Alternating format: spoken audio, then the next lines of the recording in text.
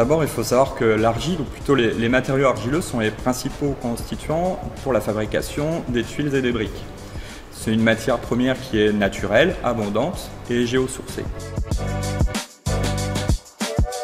Alors ma démarche a été tout d'abord de caractériser la matière première qui est utilisée pour la production de tuiles et briques, de les caractériser de façon minéralogique et géochimique. Le premier constat que j'ai pu faire, c'est sur l'origine de ces sédiments, de ces matériaux qui sont prélevés dans des carrières et qui sont d'origine de dépôts fluviolacustres et marins peu profonds.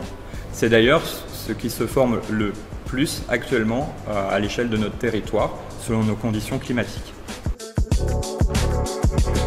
J'ai d'abord cherché des grandes zones de dépôts sédimentaires qui pourraient correspondre et éventuellement être utilisées pour l'industrie des tuiles et briques.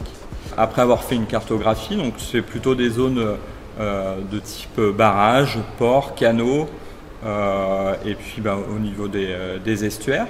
J'ai pu aller chercher un grand nombre d'échantillons que j'ai pu caractériser selon deux méthodologies différentes.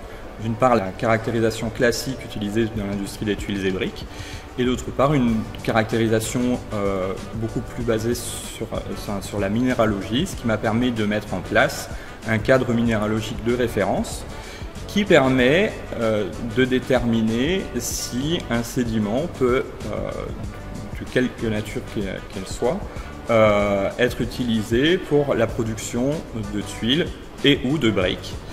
Et aussi de formuler des mélanges qui peuvent être utilisés pour cette même production. Alors il faut savoir qu'à l'échelle du territoire, ce sont 20 millions de mètres cubes de sédiments qui s'accumulent par an.